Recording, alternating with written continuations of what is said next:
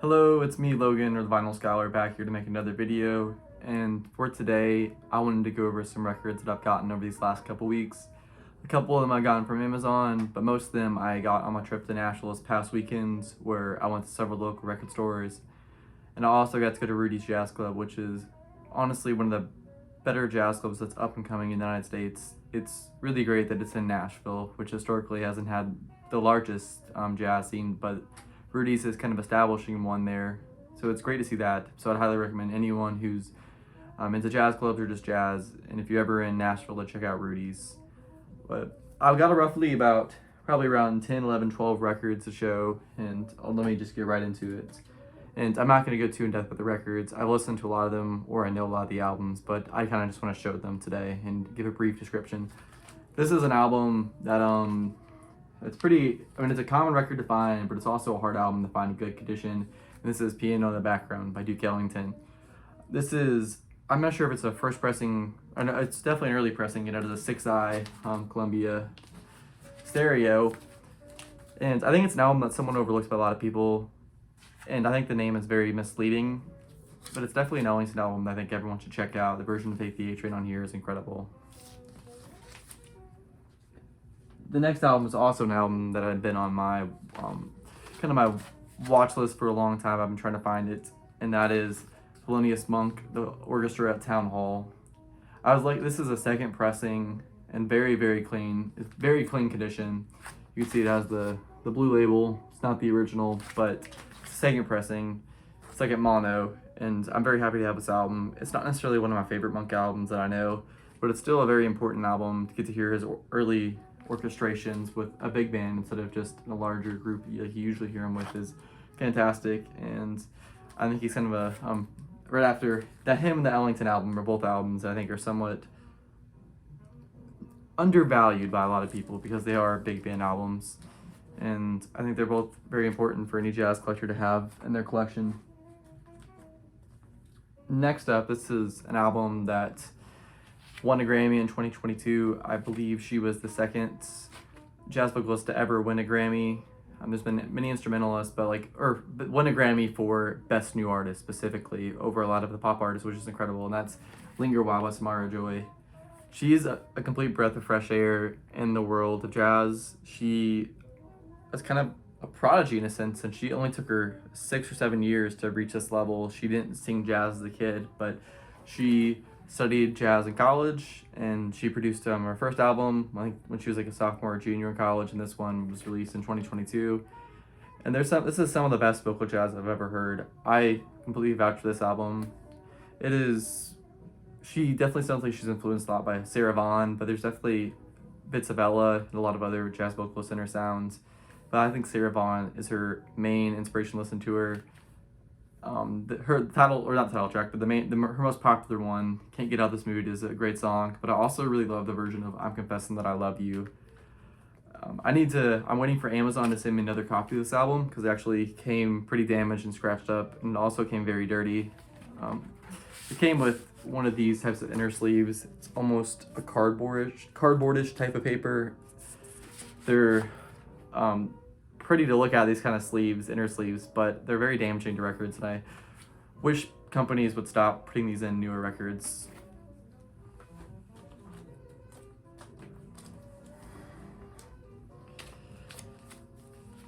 This is Art Tatum Volume 1. Definitely early recordings, but they re-released them, from my knowledge, on Verve, from the stuff that was recorded on Norman Granz. I think this is a 1958 monocopy of it, yes. It's pretty clean. It looks like it is, but I started to spin it, and there is quite a bit of surface noise, so I'll have to put it through the spin clean and see if this album will sound better. But it's definitely an essential album for understanding the history of jazz, because Art Tatum inspired practically every pianist after him, and a lot of other band leaders or even composers. Considering he was the biggest influence for Oscar Peterson, I think he's someone that, just because he's from the 30s and 40s, people don't necessarily give him the due that he deserves. And he's definitely someone that's an essential part of anyone's collection. For me, I've streamed quite a lot of his music, but this is actually the first Art Tatum album that I've purchased, And that's kind of embarrassing, owning over 300 jazz albums and not having anything by him. So I kind of wanted to right that wrong this past week.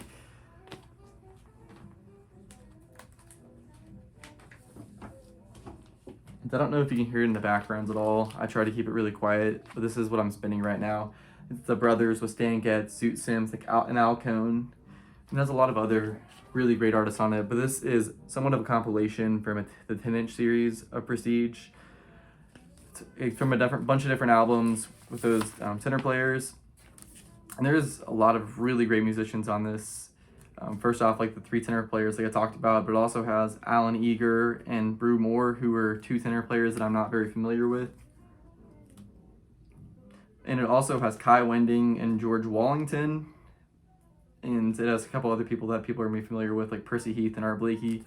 But what I was perhaps the most excited about when I saw this is that it also has Walter Bishop on this recording, who released 2 albums on Black Jazz. He's one of my favorite piano players that I've encountered. I don't know his discography super well because there's not a ton of it out there that I know of.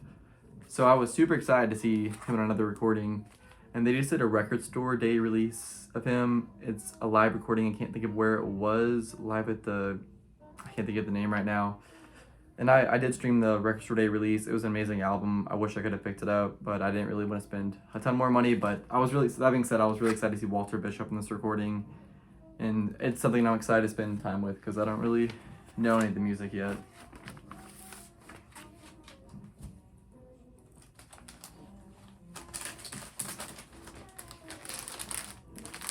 In my favorite 15 jazz album by introduction video, I talked to this guy, Willis Jackson, and he's someone that I'm always kind of looking up for recordings from. And even though I really love the album I showed in the first one, this album, from what I've listened to, is somewhat disappointing. It's more of just an R&B album, which I love R&B, but it's somewhat repetitive and monotonous listening to it from what I have. There's definitely some good playing on it, but Tell It is not my favorite Willis Jackson album I've heard.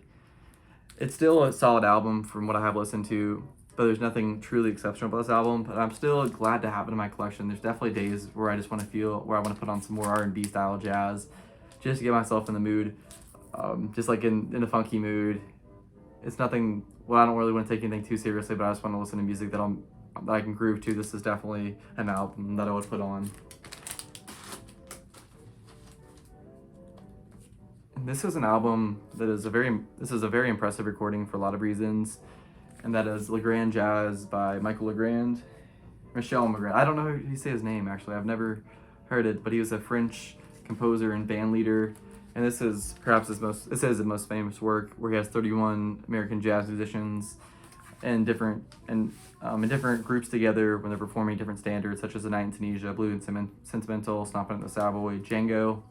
But just to name a few of the musicians, there's Herbie Mann, Coltrane, Miles Davis, Jerome Richardson, Phil Woods, Bill Evans, Eddie Costa, Paul Chambers, Kenny Drew, George Duvivier, Hank Jones, and that is just a few of the musicians that are on this recording.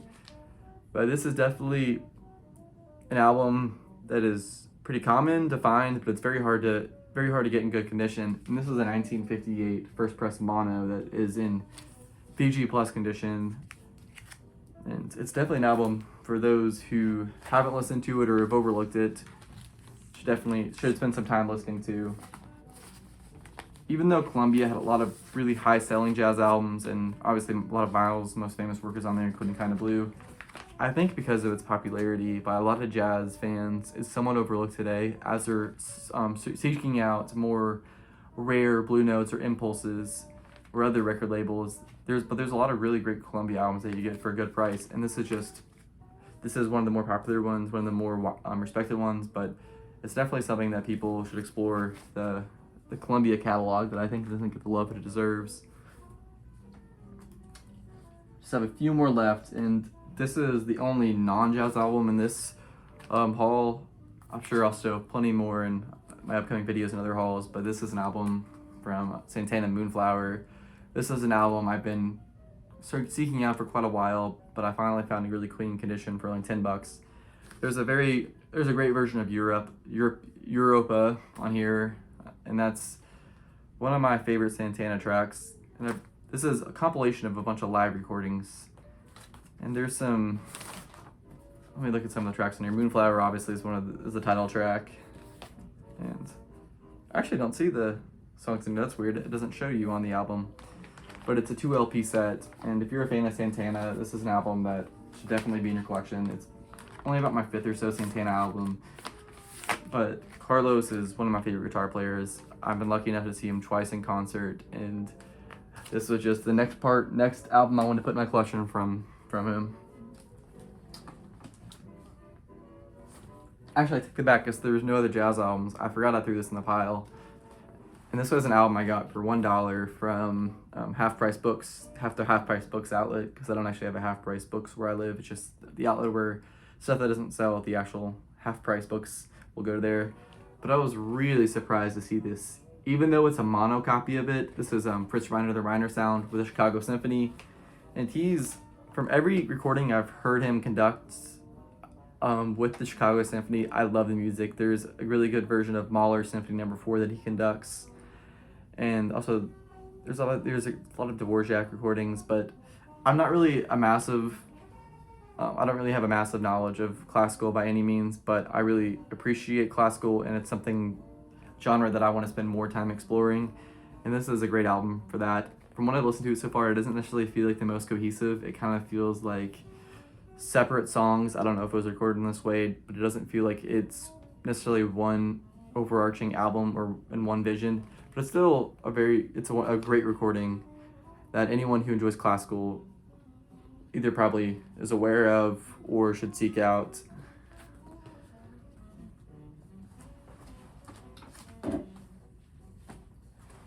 This is an album that I was aware of for a long time, and I was considering getting it, and I had an Amazon gift card, so that's why I finally got this and the Samara Joy album that I've been holding on to, and I finally decided to just spend it on this. This is Bill Evans on a Friday Evening. This is a recording that was from Harry Can Oils, I believe. I'm trying to think of the exact name, but it was a club in Canada, and this is a recording from 1975, so 5 years before Bill Evans' passing, where they just had a short gig at this club in Canada. And it was a place that started out as more a music club, and they mostly did disco and R&B music, but they also, into the tenure of the club, they also opened up a jazz room, and they were lucky enough to host this really interesting group with Bill Evans and Eddie Gomez, and this is the only recordings with Eliot Zigmund on drums. From reading the liner notes, he was a lot different than Marty Morell. He had more of a quiet presence, and he kind of grounded the group in a lot of ways. From this recording, he's more in the background, but he still does a great job supporting on drums. And even though I've seen a couple people complain about the distortion on a couple of tracks, I've found it was very minimal. And this is still an incredibly impressive recording for something that is one of the lost and found recordings. I believe it was found or even kept by a guy who worked at a Canadian radio station, and he finally helped this get produced and released as an official album in 2020. And there's so many great songs in this album. And the version of The Two Lonely People, which is one of my favorite Bill Evans songs, but the version of it on this album is fantastic. It's honestly probably my favorite rendition from him that I've heard. His piano playing is kind of transcendent on it. And I also really love the version of Nardis on it, which was originally a track that was composed by Miles Davis, but he kind of ceded it to Bill Evans, and it became a staple through the rest of his career. But for any Bill Evans fan, this is an album that I personally think sounds really great, even though there's a little bit of distortion on the bass in a couple tracks. But if you can look past that, and you're kind of a Bill Evans completionist, or you just want to hear him more in a natural environment in a really unique period in his evolution, this is an album that is a must.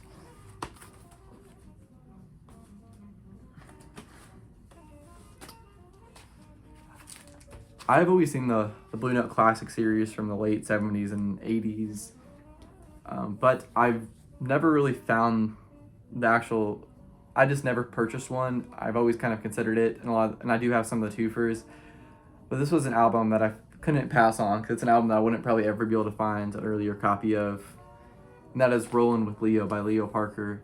Leo Parker is one of the the best bari sax players, especially in hard bop. He has a very similar sound to Pepper Adams, but I find that he's a little bit more refined, and he almost just seems more sure of himself in a sense, especially in this recording. But Leo Parker is a bari player that rarely gets his due, and this was an album that I've listened to and streamed quite a lot recently. It's one of the better hard bop albums that I've listened to.